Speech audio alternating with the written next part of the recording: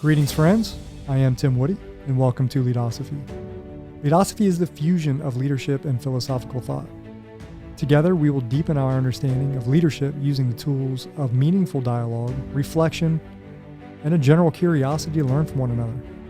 We will crowdsource knowledge, staying within the bounds of leadership, followership, team dynamics, and organizational effectiveness. I hope you enjoy the show. Here we go.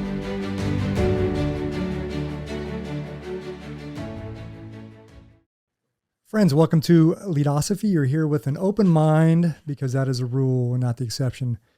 What you're about to listen to is a really fantastic interview I had with Dr. Markiel Perkins, who is the principal of Lakeside High School in Ashtabula, Ohio. Ashtabula, Ohio is in northeastern Ohio on the shores of Lake Erie. And Bill Kermavner, who is the superintendent of Cardinal School District in Middlefield, Ohio. Really great interview. We talk about everything from leadership through COVID, leading through COVID, followership, team effectiveness. I hope you enjoy the interview with these two gentlemen. Here we go. And I'm here with Dr. Markiel Perkins. Markiel is the Lakeside High School principal in Ashtabula, Ohio, the beautiful shores of Lake Erie. And right.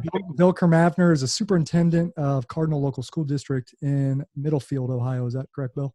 That's correct. But I've never been to Middlefield, not far from Chardon, Ohio, Right. Is it? Right. Yeah, about 10 minutes away from Chardon, neighboring community. Rural Ohio, that's what you have here. Now, the town of Middlefield, Bill, pretty small. It's pretty small, right? Pretty small, but it is considered an industrial hub of Geauga County. We have a lot of, I would say about 18,000 people that come in to that hub just for the factory hub from outer communities like Warren, that we have a lot of visitors actually during the day because it is such an industrial hub of Geauga County. Gotcha. And then Markiel, your school is in Ashtabula County, which, if I remember right, is the largest county geographically in the state of Ohio, if I remember right. That is correct. Big cross section of people in Ashtabula County and Ashtabula in specific. But yes, you living here, you know that, Tim. Yeah, I spent some time there. My kids were raised in Madison, Ohio. My oldest son goes to college in Heidelberg University. Okay. So excited for him there. So I'm grateful for both of you spending your time with us this evening. We're talking about leadership, probably get into some followership stuff. Maybe dive into team effectiveness, organizational effectiveness, wherever the conversation leads. I'm okay with if you guys are. So, Mommy. Bill, if I could start with you. So Markel's been on the show before. Markiel was on season 1.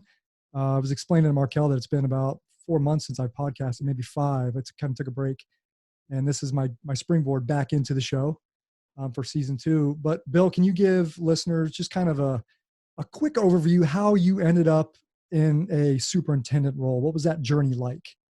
Well, I can give you the short answer to it. I spent a year, my first year as a high school principal at Cardinal High School. Actually, Markiel followed me in that position. So about 7 months into it, the superintendent, my predecessor, took a job at the Ohio Department of Education. So they were in need of someone to fill in for the last 4 months of the school year. And since I did have my superintendent's license and had some experience in that area, they asked me to step in as interim.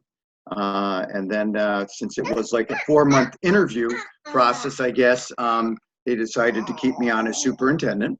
And then we went out and hired Dr. Perkins for the high school principalship. So, and that's how Dr. Perkins and I became friends and colleagues. So yeah, Dr. Perkins explained that you needed a license to be a superintendent, which I had no idea. Is it the same for principal? Is that That's correct? And principal license, though a superintendent's license is kindergarten through 12th grade. You have principal license that are broken up into 3 distinct areas: elementary, middle, and high school. So yes, you do need a license for both. Yeah, I didn't know that. It's, I mean, it makes sense. Obviously, it's law profession, education, medical side. It makes total sense. licensing. So flip over to Markiel, Dr. Perkins. What would you prefer? You want me to call you Dr. Perkins? You can call me Markel. You Sounds so know that. official when I call you Dr. Perkins, but I do know you so well. Markiel, again, you were on the show before, but it's been a while. Can you kind of talk about your journey up into kind of the principal role, your background, and anything else you want to add? Wow, it's been a wild ride. It's been a fun ride, obviously. Growing up, just wanted to be like my educators because they put a lot of trust in me. They gave me the confidence. They had a lot of confidence in me before I had that confidence, so I wanted to be like them. So, went to school for it, got out, did some long-term subbing, and then after the long-term subbing, went into the Coast Guard and did that for 11 years. Learned a lot in the Coast Guard, just about followership, leadership, how to do the job the right way, how to do things the right way. And then after the Coast Guard, still had that itch, wanted to be in education. So while I was on active duty, obviously still earning my master's and then my doctorate. Got out, back in the education field, started off alternative schools. So these schools were schools where kids were suspended or expelled, and in lieu of that, they came to me. And our job was to get them graduated or get them back on track, and then send them back to school or send them on their way through their life. And so did that for a couple of years, and then success coach, and then on my way got my principal's license, and finally got that principal's job at a charter school for a couple of years, and always a product of public schools. So wanted a public school, and Cardinal came up. Didn't know where Cardinal was, by the way, to start off, and Bill was your compass. Bill was your compass to the Cardinal school system. I had to use the GPS to find it out in Middlefield. I'm like, you're out in the middle of a field because that's the name of your city. But got out there, loved it.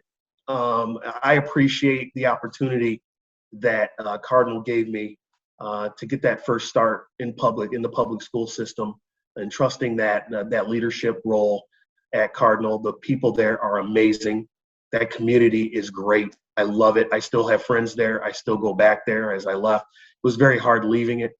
And then out here to Ashtabula, Ohio, and back to where I'd lived before, and in a bigger school, much bigger school district. Everything's bigger here. So getting a lot of experience in that way, but you can't, I just got to say this, that there's a special place in my heart for Middlefield, Ohio, and there always will be. Yeah, sure. We talked about that too on the phone. You've told me how fun your time was there, and how valuable that was to your position now. And yeah, that's awesome. I want to talk about what are some of the leadership challenges, and this is for either one of you, kind of go off script here because I had some questions I want to ask, but you talked about jumping to a school system with a much larger, bigger size. What are some of the leadership challenges that come between small schools and large school systems? Like, I'm sure there's smaller school systems have their own leadership challenges that large schools may not have, and vice versa. Either one of you want to talk about that? Anything comes to mind?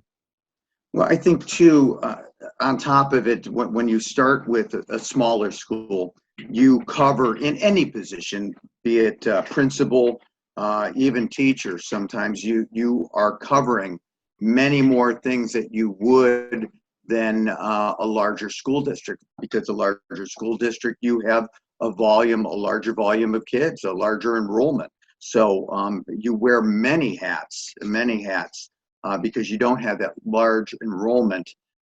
So you can be, some days you might be the custodian. I find myself some days as a superintendent even being crossing guard. So you just do not have the ability to have the staff and backup staff or support. I broke that down in a very simplistic form, but that's where you're going to find the big difference is you get a lot of experience in a lot of different roles, but the volume and the sheer numbers of students is very different. It's much different. And I don't know if Markel is experiencing a different thing. You have many more supports, and we had a conversation I think just last week about that, where his new position is very different, and there are challenges to that as well. Yeah, that's correct. Great points all the way around. And let me say this about Bill. Okay, the first superintendent that I've ever seen doing crossing guard duties. That's awesome. Okay, that's awesome. And driving down the street, and I remember this day vividly, just so you know. And I'm driving down this street, and he goes, "Hey, I'm on the phone with you right now. This is me down here," and he's waving at the end of my street. And I go, "You're the crossing guard." Yeah, I'm the crossing guard. Right. My job requires me to be the crossing guard today. That's what I'm doing today. Right. And did an excellent job that day of being a crossing guard. So I just, that is something that kids, parents, principals, teachers, people remember stuff like that. And that was not grandstanding. That's Bill. That's Bill. That's who he is. Right. Okay, to the core. So I just want to say that. But he broke it down pretty well simplistically, but broke it down in pretty good detail as well. There are differences in small and larger school districts. At Cardinal, I wore many different hats depending on the day, and whenever the job needed me, I was doing different things at a moment's notice. Whereas here, everybody has their job. It's very compartmentalized. Everybody has their specific duties and their jobs. So people will let you know, Tim, if you're out of your lane. Sure, that's true. Yeah.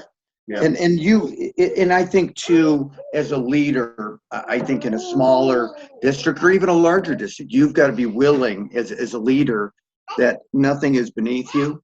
You need to pitch in wherever there needs to be some help.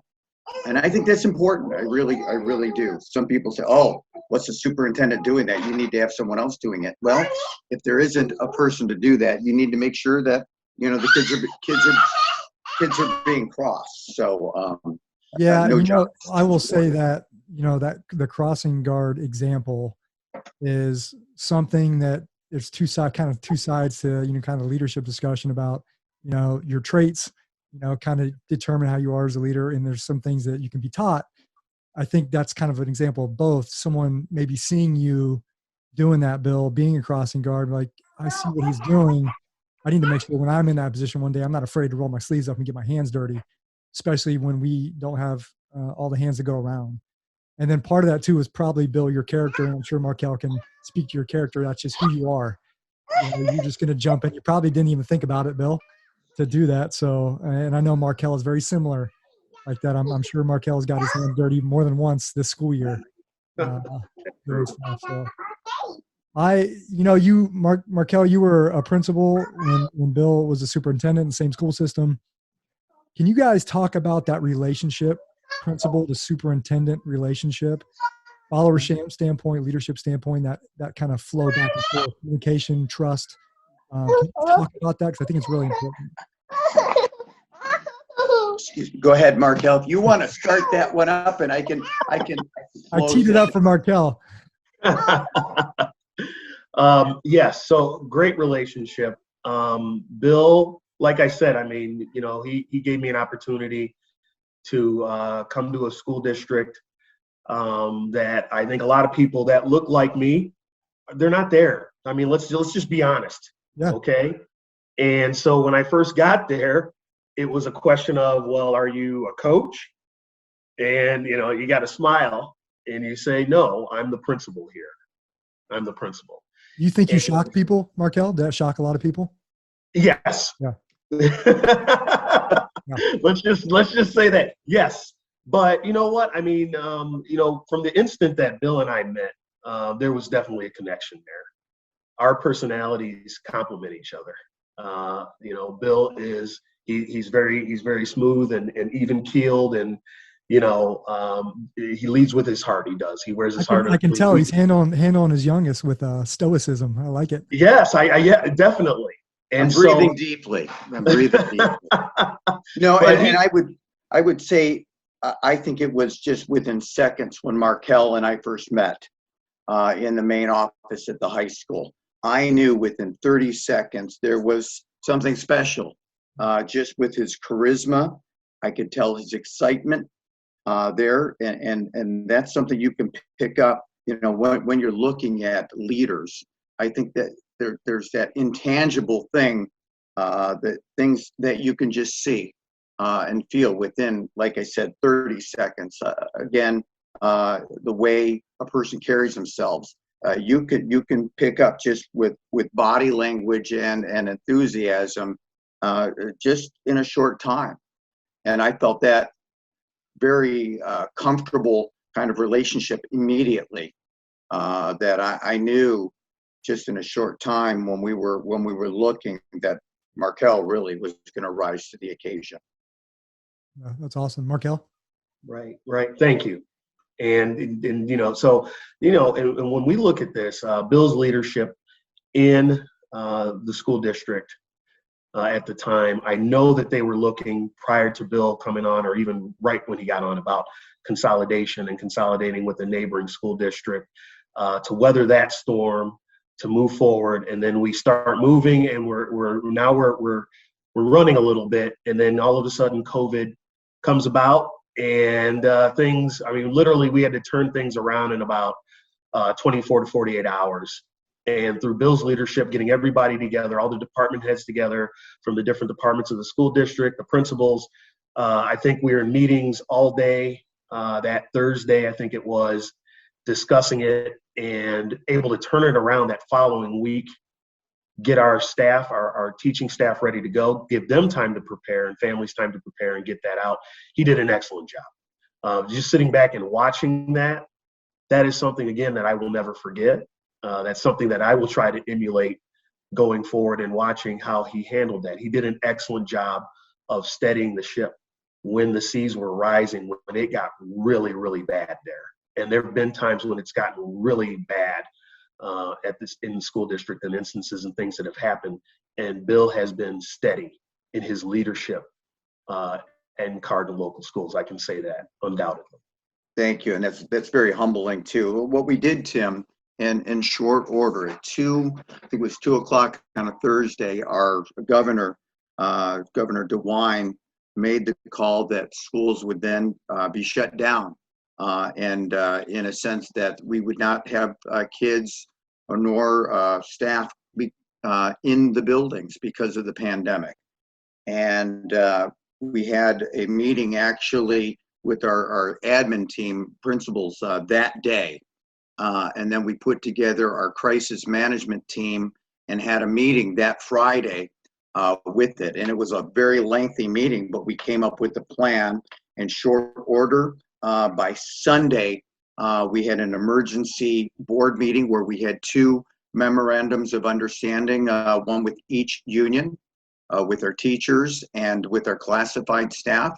And that was, we actually had Facebook Live going on it as well, because we didn't know how many people could attend or wanted to attend that just could not. But we had that on a Sunday, where we had basically the 2 unions understanding that we're going to be crossing areas that we've never crossed before as far as job duties and descriptions, but we needed to get this done. So on Tuesday, we hit the ground running, where we were giving and supplying an education to our students, nearly 1,000 students within several days. And by Wednesday, that following day, we were delivering meals in a district which is 85 square miles, which is southeastern Geauga County, and then it heads into Trumbull County a little bit as well. So I think what we did with a great group of people was we got the job done, where, some districts still had meal pickups, even if they did meals at all. We just knew our community and our kids, there was a need there. Not only for the education, but actually getting them the necessity of the meals, which was a huge part. So we came together, all of our leaders in our leadership team and our crisis management team, and we got the ball rolling. I have to, I'm I'm trying to really listen to what you're saying, and I had some questions in my mind. The first thing you said that stood out is you talked about a crisis team. Did you have that in place prior to the pandemic, or that was just something you came up with on the fly? No, that was something, the crisis team were basically all our departments. We had someone from transportation.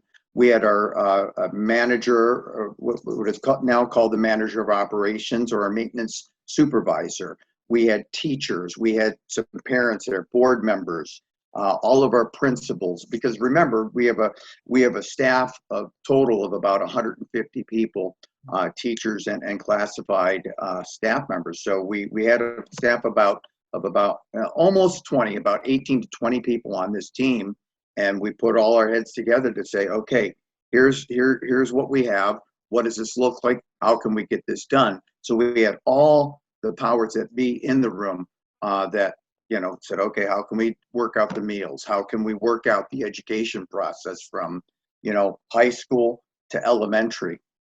So because it looked different, education looked extremely different between the high school versus the elementary. It was night and day.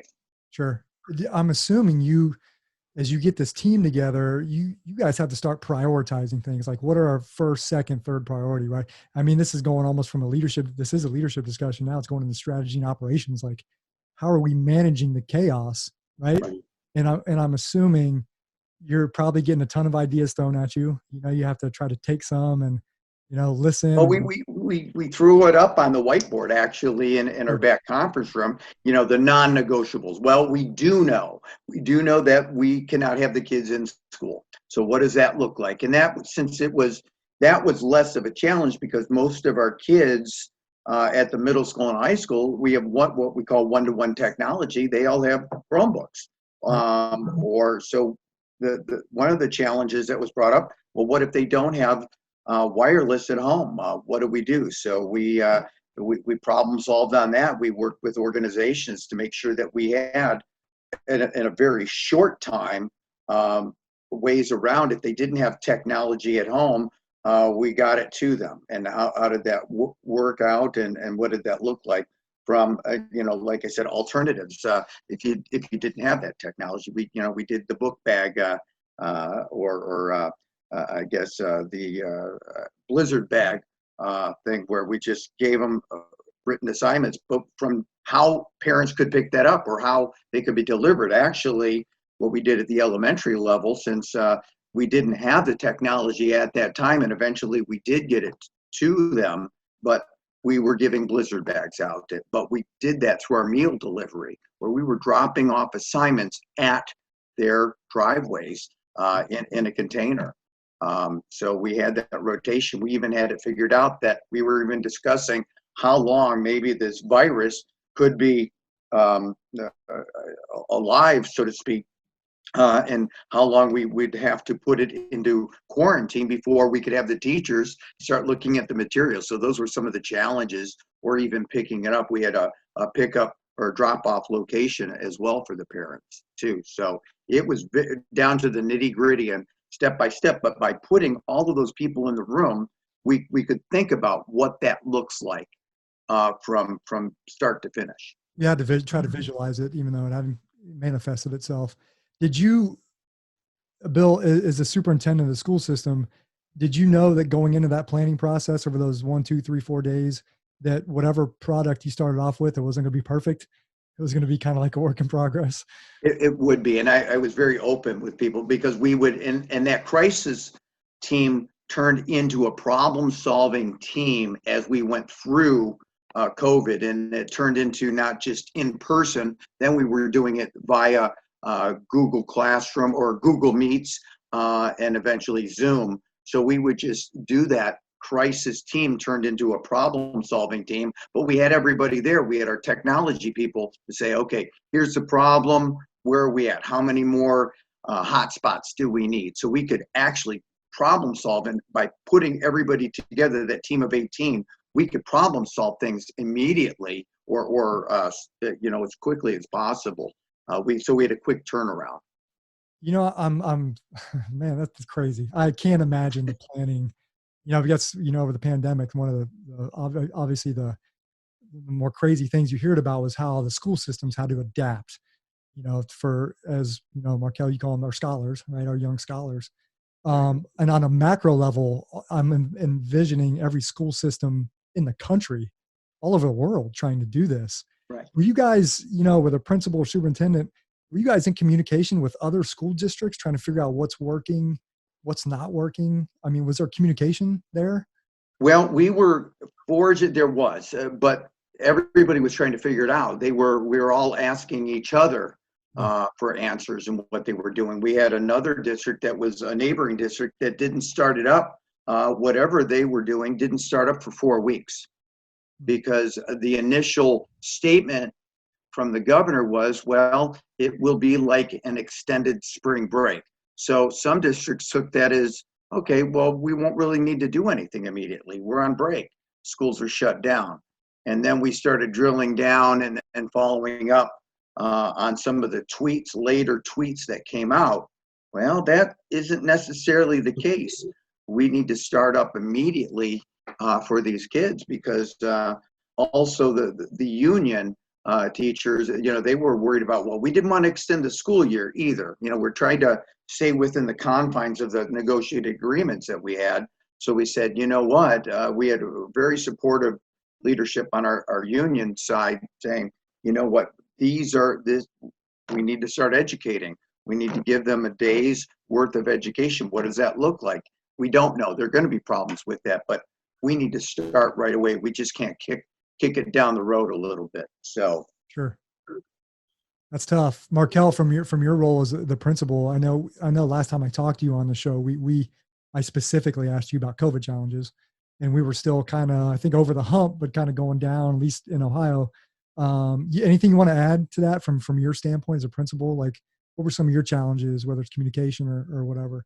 No, I think Bill hit the nail on the head with how we did this. And it was definitely a team effort. Looking back on that is definitely going to be a defining moment for those who are involved in that. That process, everything we did, those who were delivering the meals to those who were delivering instruction on a daily basis from their living rooms. And then in the logistics of it, the magnitude of it and how we did it and how quickly we did it, how mobile we were to do it. I mean, it was quick. And you look at some of the school districts around the area, and everybody's was different. It was completely different, different outtake logistics, and obviously they had different circumstances. But for us to do what we did in the amount of time that we did it, Columbus noticed that. They did, and we did hear about it. So again, those who are involved, the entire Cardinal local school should be proud of the job that they did. And like I said, under the leadership of Bill did an awesome job. The principals that were involved, all of the staff, supporting staff, everybody did awesome. And then we were able to turn around in the fall and get back to school. And that was something that came out of our superintendent's mouth was, hey, we're back, and we're back 5 days a week. And we intend on being back from day one until the end of school. And there were some times where we had to be out for a couple days, for a few days sometimes, but we were able to weather that storm and go from the first day until the end, whereas other school districts were not able to do that following year. And some districts didn't even go back until after January, where Correct. We were back in August running, and we even had a plan what that looked like. We met with the staff. We started the school year about 5 days later, so we could do the training necessary to do that. But that was through back as far as leadership and saying germane to Tim. The goal of this is basically through our leadership team. We set that up through that crisis team. We set that up. Okay, this is what we think it's going to look like. We know, again, the big thing is we're going back.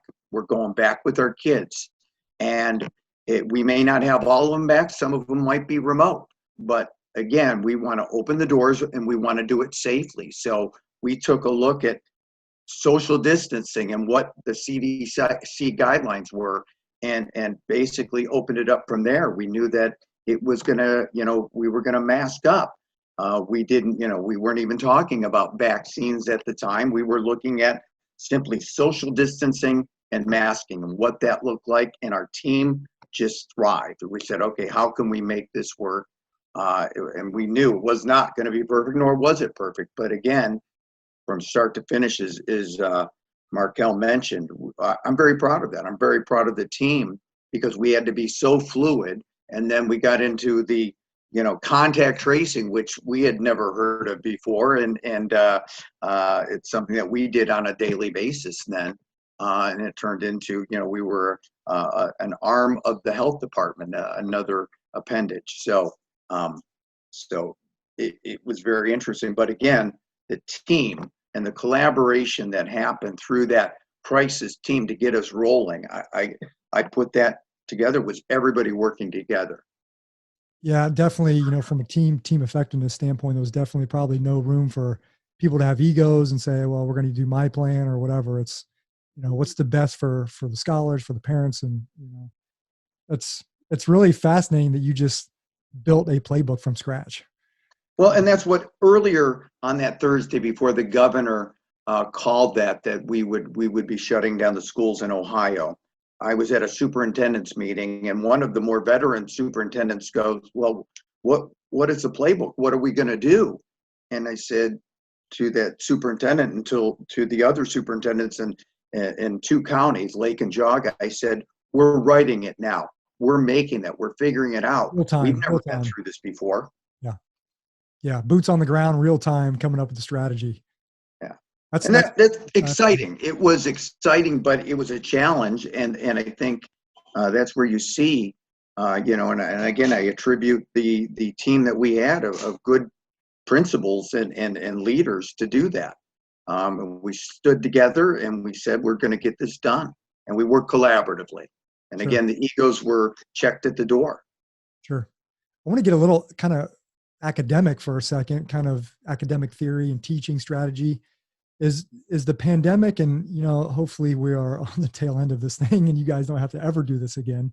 But is this something that for educators, like in college, is this something that'll be taught eventually in the curriculums for future principals? Like, okay, we may have to deal with this in the past. How do we capture kind of the lessons learned from what all that hard work you all did, putting the strategy together? How do we make sure that's not lost and you don't have to reinvent the wheel 5 years from now? Maybe when you're retired or, Markiel retired or whatever. How do we ensure that, there's something stays in place permanent where, it's not going to be a huge playbook from scratch? That makes sense.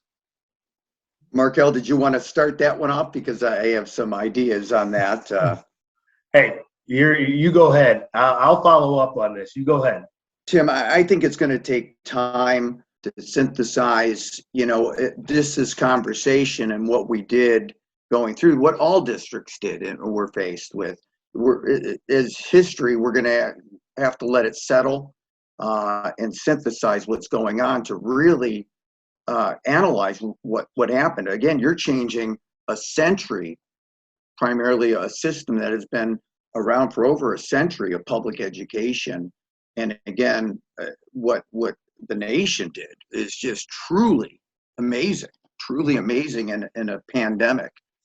So I think there's going to be a lot of opportunity to take a look at how things were done, the successes we had. And I think even to this day, out of the pandemic, we're seeing some good things come out on maybe alternative ways we can do and deliver education. And I think it opened up some of the doors for that. So I think it's already happening, Tim, but I think for it to come out in the college arena for training, I think that's going to be, it's going to take some time to synthesize that and let it settle in before it can really make a difference. And again, it's truly a management and leadership piece right there that it's going to take some time. Things like this is definitely opening the door for that.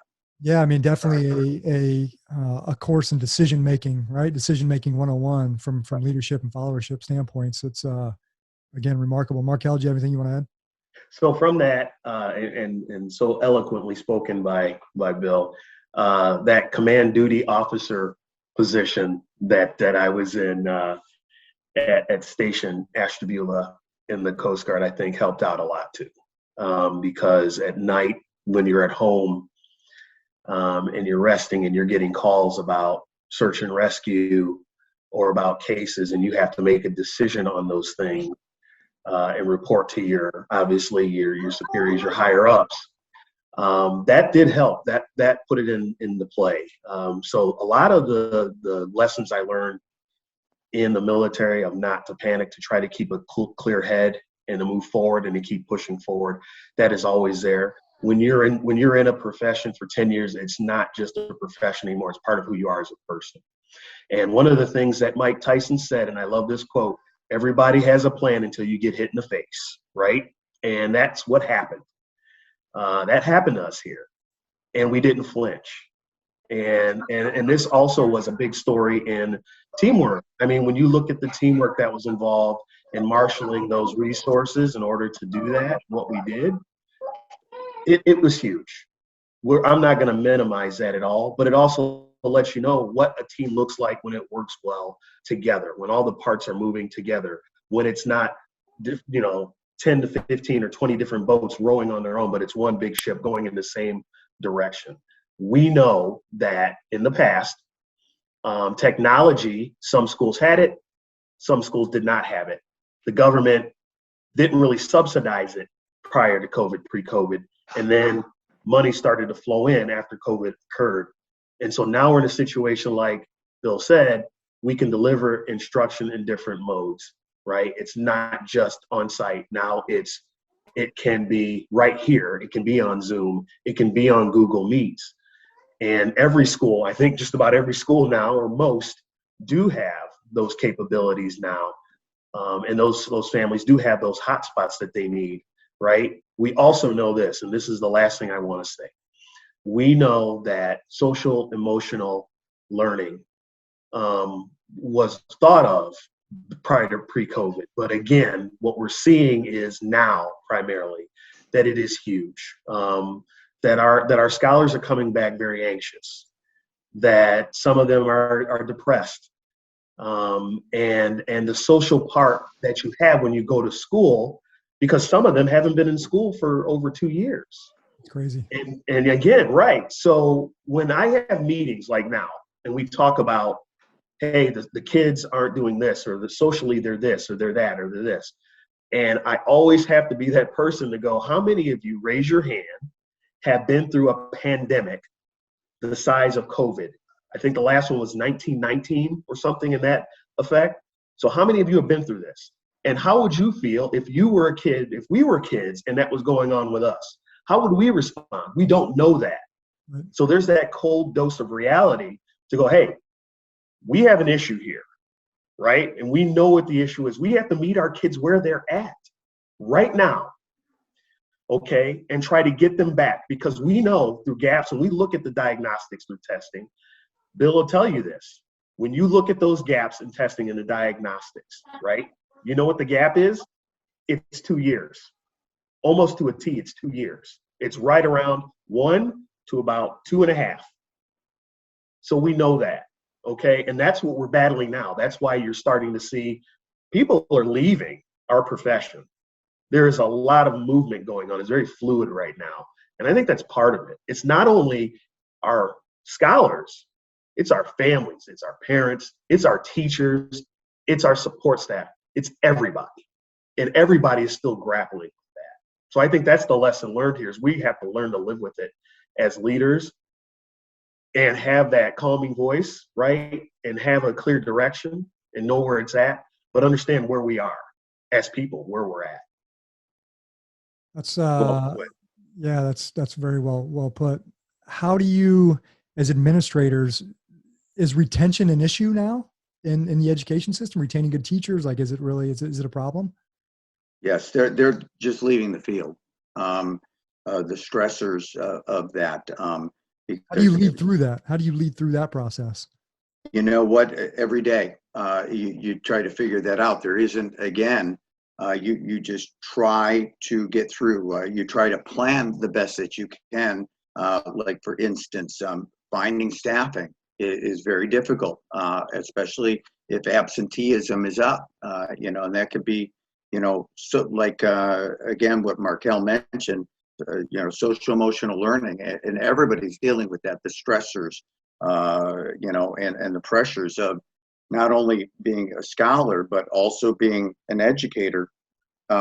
We just don't have the people that are going into education, so we don't have the substitutes necessarily. So one of the things that we found is that we hired on building subs to do that. So we said, you know what, we understand that we're going to have problems filling these roles of substitute teachers. We're just not going to have enough. Also, I think the state has relaxed the requirements for substitute teachers, saying for this year or for the next 2 years, you do not need to have a 4-year college degree. We're even taking people that graduated from high school to fill the void. So we're actually looking for different ways, and it's not just teachers; it's bus drivers, it's even custodians. The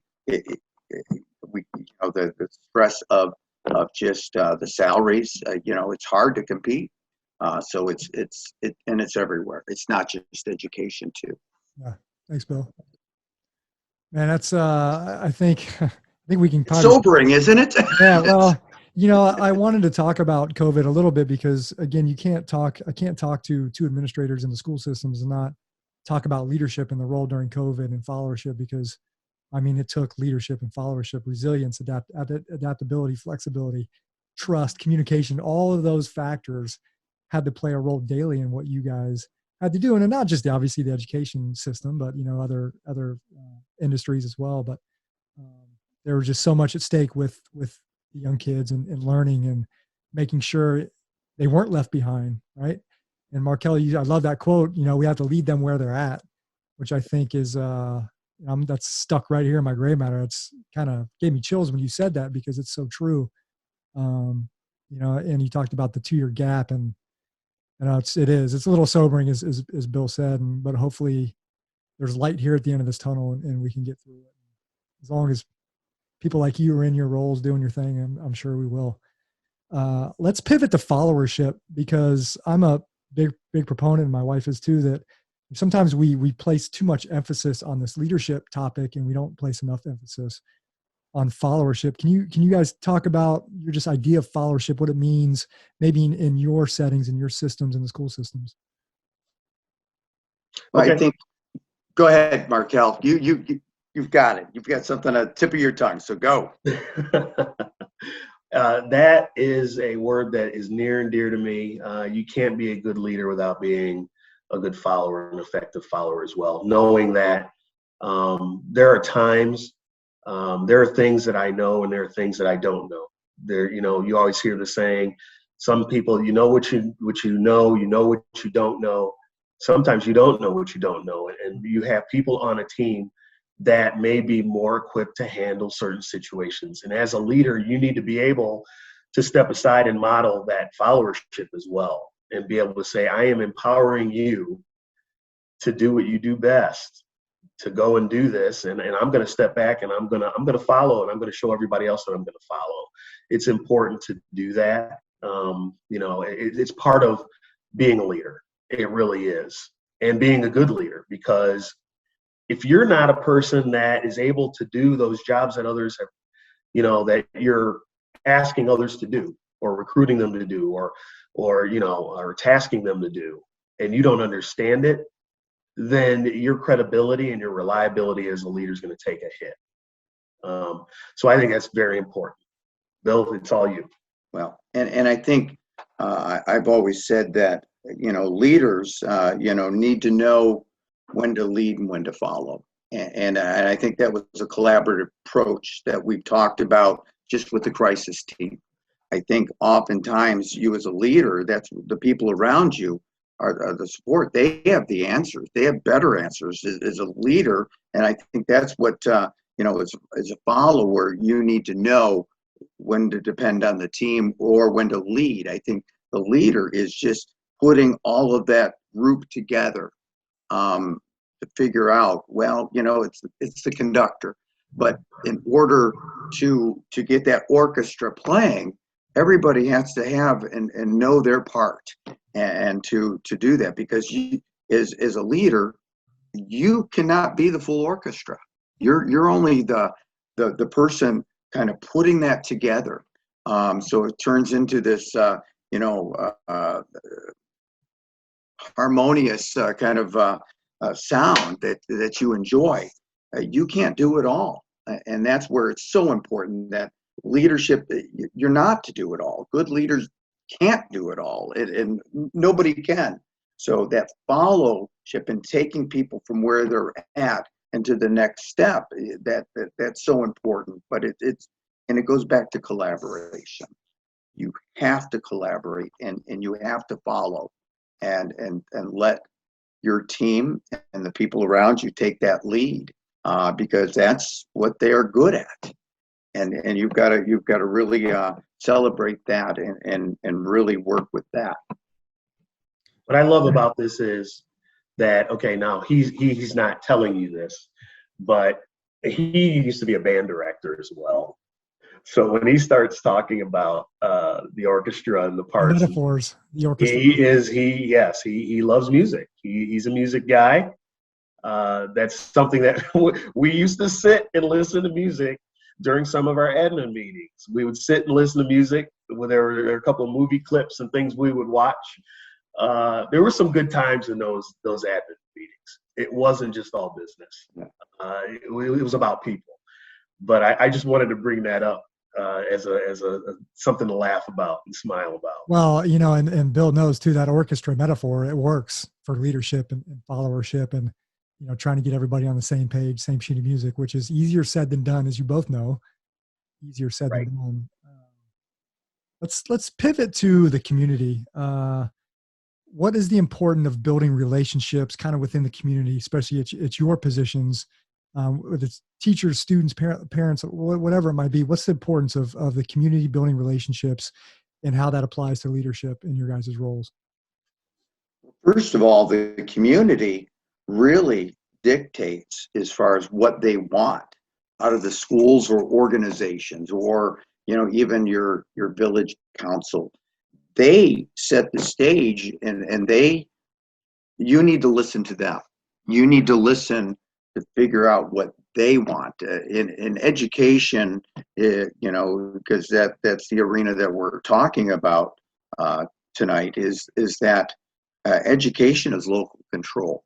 So that local government, that local community sets the table for the expectations, and you need to be listening very closely to what they're saying. And if you aren't, then you're not giving them what they want, and then there will be a disconnect. So I think it's integral to, as far as an essential, to listen to what that community wants and work with the community. And it starts with listening. You need to find out what the needs are.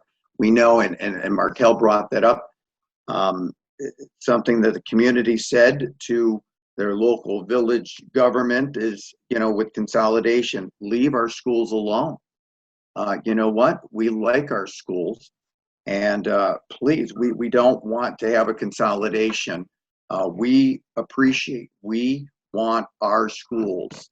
We like our schools and the options and the education that the scholars and community are getting. Hey, Bill, can I interrupt for just a second? Yes. For some of the listeners who may not quite understand the consolidation piece? What do you mean by consolidation? If you can kind of clarify that a little bit. There, with consolidation, meaning that it would you would team up with another district or be absorbed by another school district, because and I mentioned this with local control, when you have a smaller district and another district that people think, well, you could partner up and bigger is better. Right. So it's basically putting one school district that's adjacent to or next to, contiguous is the word, next to, you would be combining into one larger district. Okay. to make it better, or maybe have better options. Sure. And I'm sure there's definitely arguments both sides why this is good, why this is not good, right? I'm sure it comes from everywhere. So, okay, right. Cool. So I think back to listening to what that community and engaging with the community, it's essential for to have a good school system. You need to find out what the needs of the community are and be listening to that. and working with it, because that only makes the schools stronger. For instance, we heard that the village rec department was struggling with some of the programming. Now there's a relationship between the village rec department and the schools, where the schools are actually running and managing their rec department. A lot of the activities take part in the schools or on in and on the facility grounds of the schools. So what a nice collaborative piece, again, to make the school stronger and the village stronger, working together as partners. Yeah, that's fascinating. Okay. Facilitating those lasting partnerships with your stakeholders, the community. And I come from a family of businessmen and women. So the community, like Bill is stating, they're our consumers. Okay. And so when Bill talks about the community as a whole, they're our consumers. We better be listening to our consumers in order to make our product more perfect and better for them and their families. Let me just say this. Wherever I go, and I work, I try to be part of the community. I try to be the person that they see in the community. So it's not just me coming in and leaving, but that I live there. They see me shopping. They see me, they see me in different places. They see me walking around the neighborhood. They see me mowing my lawn. They see me playing with my kids or spending time with my family. I think that's very important as well, to have that connection, because then that lets people know, I'm here. I'm invested in being here. Skin in the game. Yeah. And not only saying it, but showing it and showing it and being right on that. I think it's very, very important as far as having the community involved. And it's important just to be a part of the community. You always want to be that person. So. And Markiel really showed that. He was commuting in for a while, and then he said he wanted to be a part of the community. And I don't think that was ever questioned, and it can be questioned with leaders in schools. Oh, well, he's only here, and I didn't spend the time, but I don't think it was ever questioned with the engagement that we as a team of administrators, we are actively participating with the community. It may not be, all the time that we would like to or that we can do, but it's quality time, so to speak, and you're meeting and they feel a part of the schools or that organization. Sure. Markiel, you said something that kind of struck me too about, you come from a family of businessmen and businesswomen. As an administrator role, superintendent, principal, do you have to look at the school systems kind of as a business? Is that part of it? You have to look at it at one angle. That's one angle you have to look at. Can you explain that a little more? Absolutely. Absolutely. You do have to look at it in a lot of ways as a business. It's more than that. Sure. Of course. And we know that because you can't look at it as just the business side, but it is part of it. It is an aspect. And I can remember, and I say this, Grandpa's in the hospital right now, by the way. And I just want to say I love you. Yeah, shout out, Grandpa. Thank you. It means a lot to you. I know that. Yes, he does. And but one of the things he always said was the customer is always right. There's something, you got to be listening to that and knowing what it is. And so when you have parents coming in, they're frustrated, they're upset. Parents want to be heard. They want to be heard. They want to be respected. Blowing them off and saying, well, I know better because I'm this, I'm that. That's not true. Okay, so when we look at this as a business doesn't succeed without listening to its customer, listening to its consumer, right?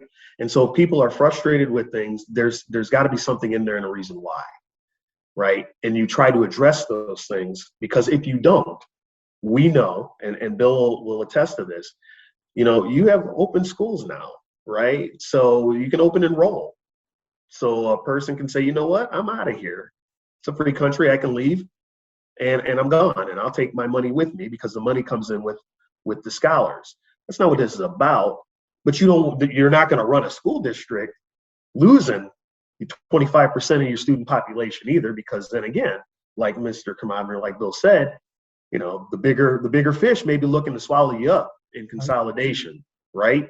So you're always wanting to listen and try to accommodate, try to respect people, try to cut to what's going on, what the issues are, and show them in a good faith effort and demonstrate or model it that, hey, I'm not only going to listen to you, I'm going to take action. We're going to take action, because a lot of people are fed up with lip service. They don't want to hear it. They want to see action. Okay. And I think, Bill did a great job of that. Bill didn't talk the talk. He walked the walk, period. That's what he did. And so when I look at that, I just think that, as far as education leadership goes, yes, you do have to approach it in some ways, in some aspects as a business too, because you can't run a school district that way. He's going to tell you more about that. I'm still learning. Take it away, Bill. Well, and it is a business. And again, we know it's more than a business, but oftentimes that is actually among leaders is lost, that it truly is a business. It comes down to dollars and cents. And most school leaders don't have that business side, or have not seen that business side traditionally. And Markiel and I have some unique ways of how we've gotten to the positions that we have. But most leaders, superintendents, principals, they started off, they went to college because they wanted to teach, and then, or they had a likeness for that content area. So they did, their 4 years of college and got their first teaching job. And whether it's coaching or in music, they felt the need to become that leader, that educational leader.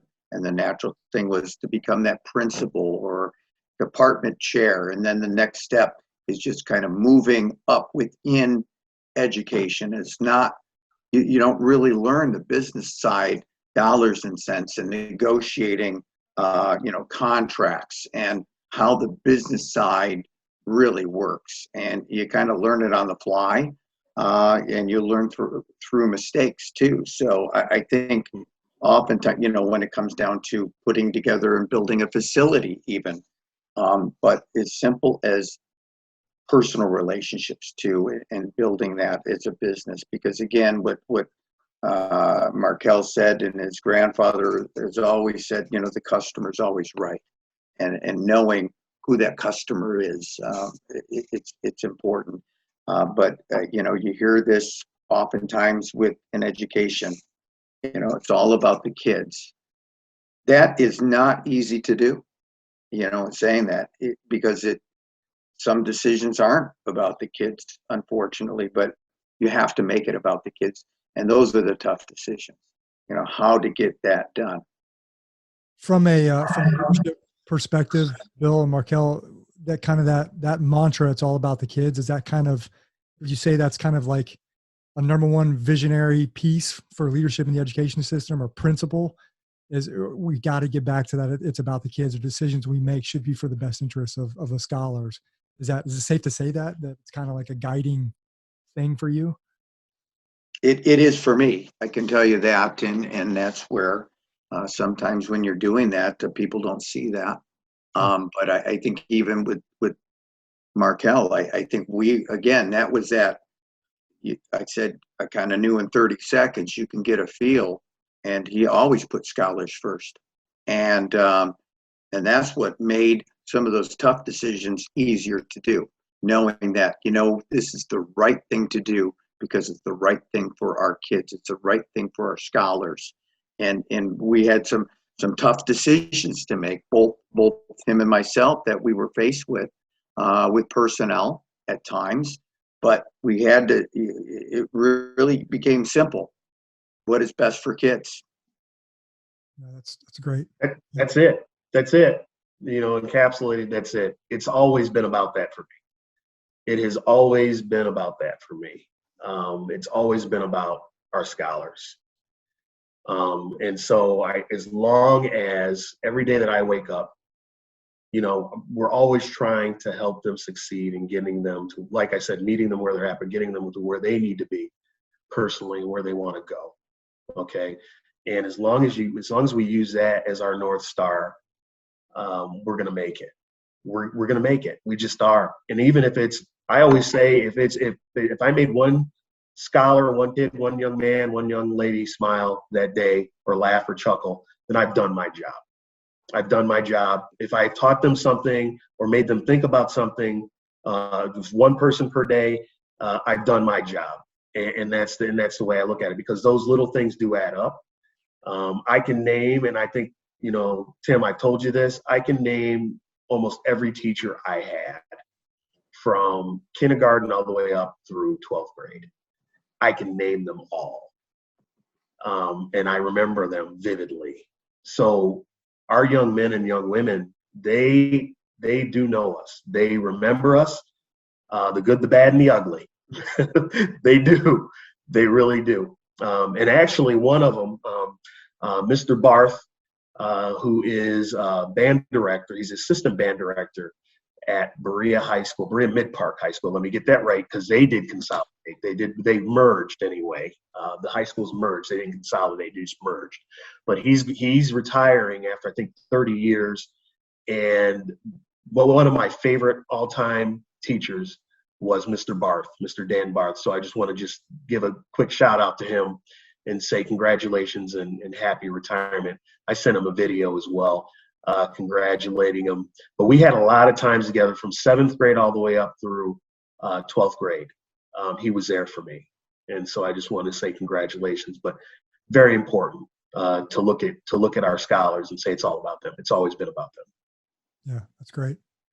I have two final questions, very mindful of your guys' time. We've hit about an hour. I just got two final questions I want to ask you both, and then we'll kind of put a bow on it. The first one is, as leaders in your roles, what keeps you up at night about your school systems? Like, what are kind of maybe some of the vulnerabilities or the things that, you're always on your mind that you may be concerned about, and maybe just a general sense, I don't need any specifics, but just generally, from an administrator position, what keeps administrators up at night about their school systems? I think over my career that changes.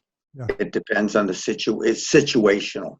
Okay. When I was at Cardinal, one of the things that kept me up at night was once I recognized how in such financial dire straits the district was in.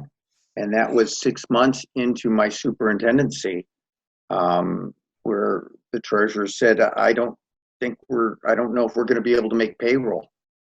And that was something that kept me up at night, because I was responsible for making sure that our scholars were getting an education, but also the people that we hired to do so, we were able to pay them for the fantastic things that they were doing.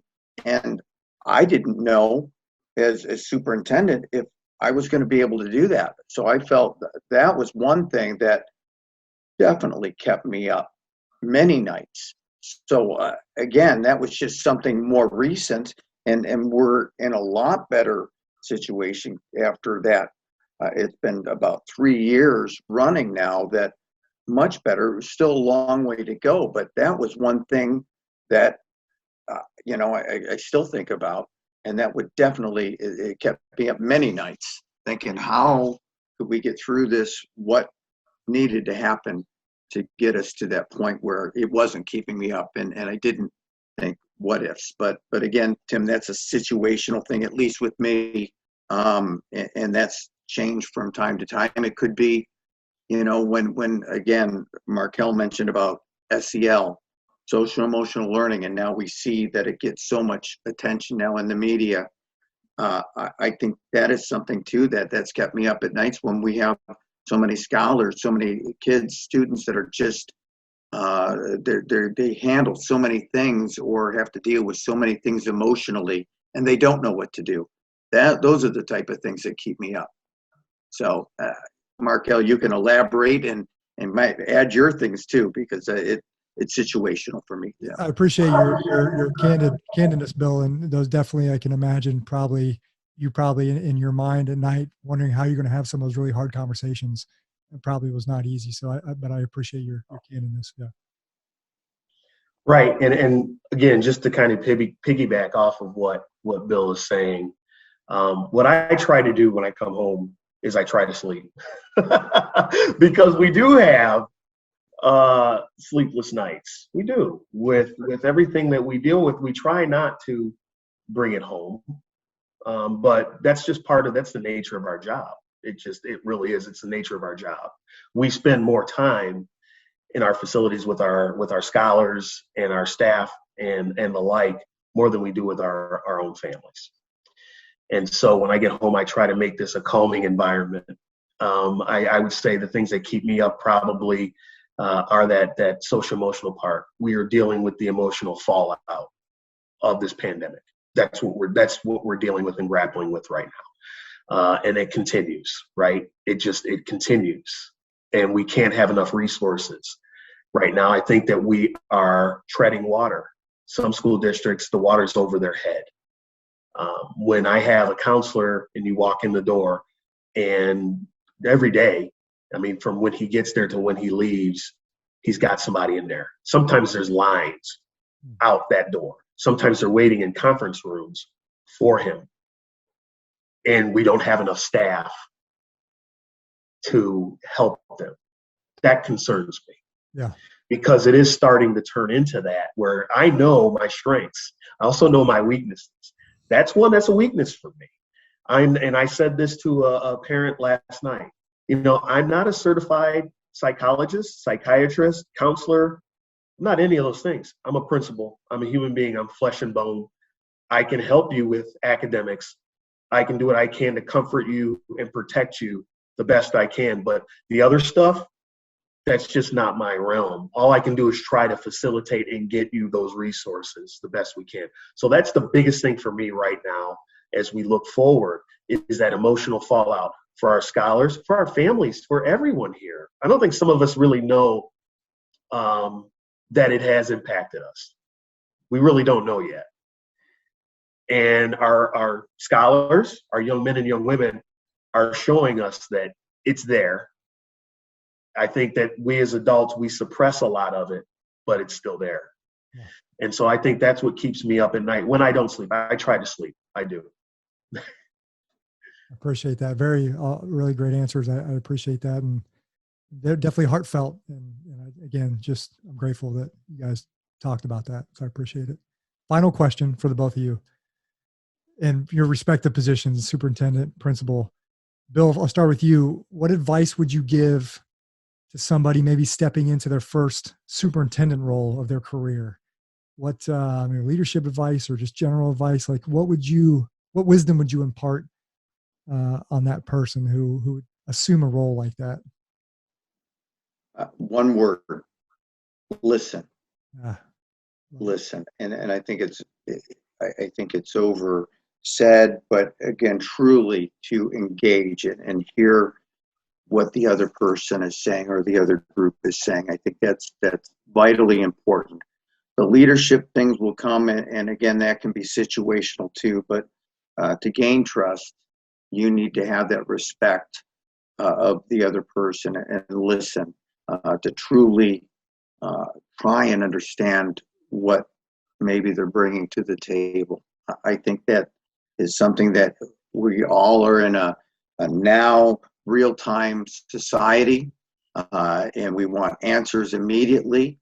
You can't give those answers immediately. Again, you need to listen and kind of assess what is upon you.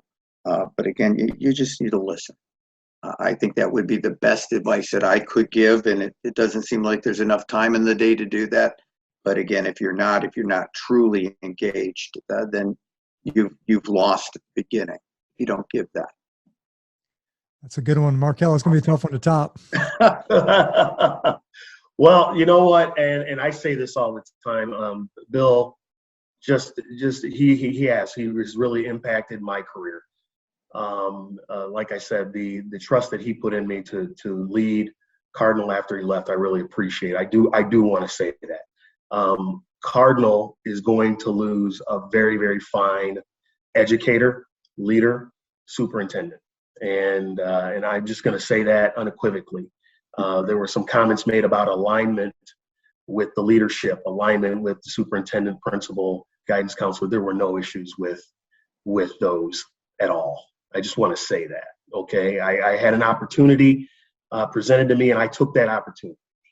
And I tell anyone, any of my staff members or anybody, if you have the opportunity to advance and you think it's time to advance and to go forward, then you go forward, then you move forward. There's nothing to do other than that. So for anybody to read anything else into that, I just want to just say that. And I want to tell him and thank him for everything he's done for me personally and professionally. Well, and and we know too, every good leader wants the people that work for them to take those opportunities when they can. Absolutely. And Bill's one, he helped me move into my house when I moved into Middlefield. He came out and he helped me.